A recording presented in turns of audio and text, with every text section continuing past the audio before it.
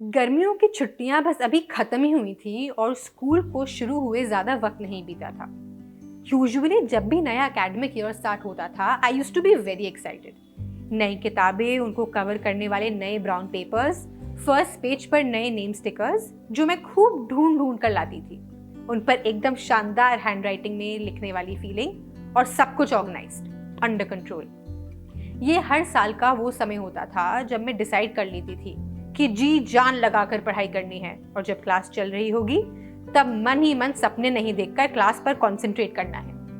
पर साल खत्म होते ही वो लास्ट पेजेस की हैंडराइटिंग अलग ही कहानियां सुनाती थी। खैर, मैं बिल्कुल बेखबर थी कि शायद ये साल 8th ग्रेड थोड़ा अलग होने वाला है। शुरुआत कुछ बहुत बढ़िया थी नहीं, क्योंकि मैं ए सेक्शन में थी और मेरे सारे दोस्त सी सेक्शन में। प्रॉब्लम कम थी क्या कि मुझे पता चला कि सी सेक्शन की class teacher was Ankita ma'am. यार, Ankita ma'am was the sweetest. वो सबसे अच्छी इंग्लिश टीचर थी, इसीलिए तो इंग्लिश मेरा सबसे फेवरेट सब्जेक्ट था। इतने सालों में पहली बार किसी और से इंग्लिश पढ़ने वाली थी। थोड़ा नहीं, बहुत अजीब लग रहा था, जलन लेवल मैक्स। कि तभी मेरी मुलाकात पूनम मैम से हुई। She was a new teacher in the school, तो किसी को भी पता नहीं था how this journey was gonna go ahead. शुरू में तो सब ठीक था, बट इवेंचुअली वी रियलाइज्ड कि भाई साहब ये तो बहुत स्ट्रिक्ट हैं। छोटी स्पेलिंग मिस्टेक के लिए वो मार्क्स काट देती। मेरी कॉपीज जो यूजुअली नीट एंड क्लीन हुआ करती थी, उन पर अब लाल कलम का कत्ले आम हो चुका था। अपने दोस्तों से दूर और अंकिता मैम की याद में मैं कुछ गुमसी हो गई थी, और इसी वजह से मेरे क्लास में मन भी नहीं लगता था। पर बाकी सब काम में मैं सबसे आगे थी, और अब टीचर्स पेट होने के कई फायदे भी थे। उनमें से एक था कि हफ्ता खत्म होते ही मुझे सारे बच्चों के नोटबुक्स कलेक्ट करके उन्हें स्टाफ रूम में करेक्शन के लिए रखना होता था। उस दिन मैं स्टाफ रूम में जैसे ही घुसी, सामने खड़ी थी मेरी हेडमिस्ट्रेस। मैं नोटबुक्स रखकर जाने ही वाली थी कि उन्होंने पहली नोटबुक उठाई, और हाय मेरी फूटी किस्मत, वो मेरी नोटबुक थी। आई वाज श्योर कि सारे रेड मार्क्स देख के मैम मुझसे बहुत डिसअपॉइंट हो जाएंगी। तो उन्होंने अंत तक सारे पेजेस देखे और कहा, यू आर इम्प्रूविंग। हाँ, इम्प्रूविंग है? Oh no, I think she is being sarcastic। अगले दिन इंग्लिश क्लास में मैं कुछ ज्यादा ही एक्साइटेड थी। हम एक नई बुक पढ़ने वाले थे, the story of my life by Helen Keller. Somehow इस ऑटोबायोग्राफी ने मेरा इंटरेस्ट पूरी तरह से जीत लिया था। मुझे तो यकीन ही नहीं होता, someone who was deaf and blind could write a book। कैसे? How? This was nearly impossible। हमारी मैम भी बहुत स्मार्ट थी। हमारा मन लगाए रखने के लिए हर लेक्चर में वो किसी एक स्टूडेंट को चूज करती जो लाइन बाय लाइन चैप्टर पढ़ता। अब क्योंकि मैम इतनी स्ट्रिक्ट थी, तो हम बच्चे घर पर ही एक बार चैप्टर पढ़ के आते थे कि कहीं गलत प्रोनाउंसिएशन के लिए बेइज्जती के साथ साथ मैम की डांट भी ना सुननी पड़े। और उस दिन बारी थी आरुष की। क्लास में हम सब जानते थे आरुष की अंग्रेजी थोड़ी कमजोर थी।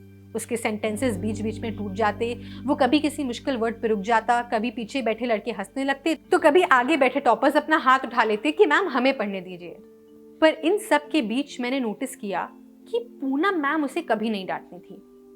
इनफैक्ट उस दिन उसे क्लास के बाद मैम ने उसे अलग से लंच ब्रेक में बैठाकर चैप्टर भी समझाया।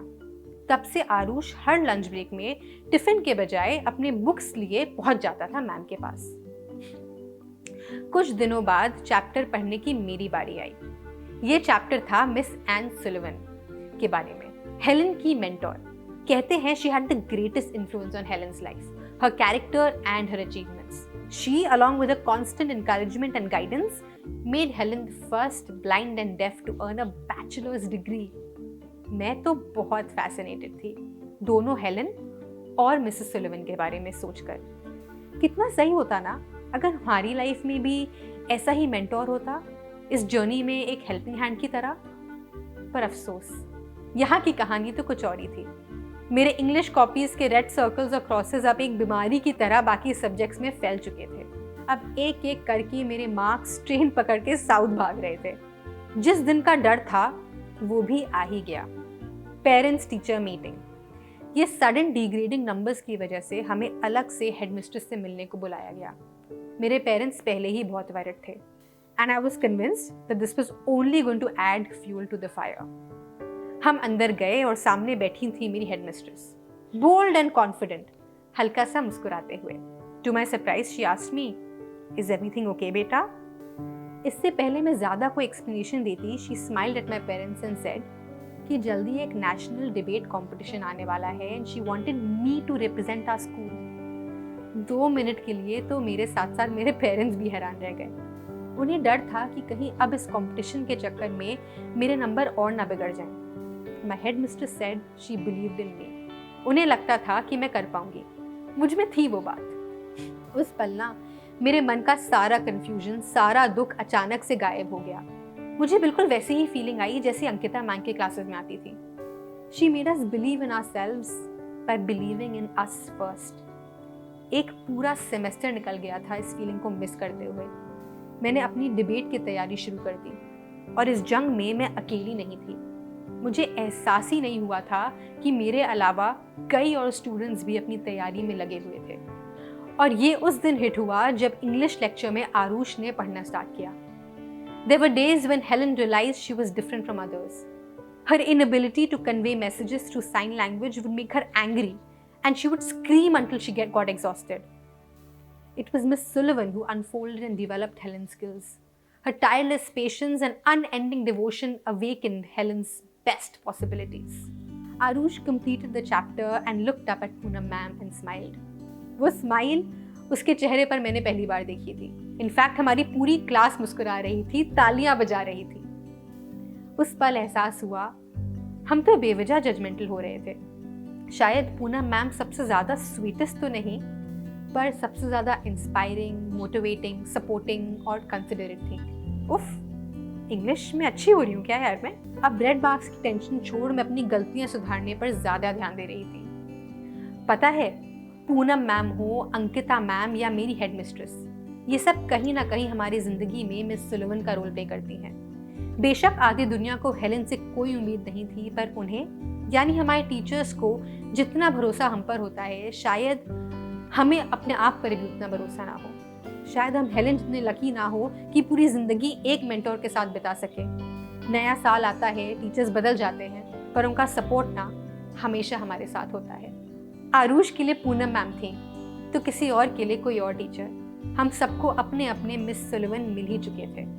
अंकिता मैम का behaviour towards her students will always have a soft corner in my heart. She inspired me to be a kind person. Poonam ma'am की सीख मुझे हमेशा याद रहेगी। और मेरी हेडमिस्ट्रेस, उन्हें तो मैं कभी भूल ही नहीं सकती। आज भी मैं जब अपने कमरे के कोने में रखी नेशनल डिबेट कॉम्पिटिशन की ट्रॉफी देखती हूँ तो मुझे हेलन की किताब की आखिरी लाइन याद आ जाती है, all the best of me belongs to her. Thank you.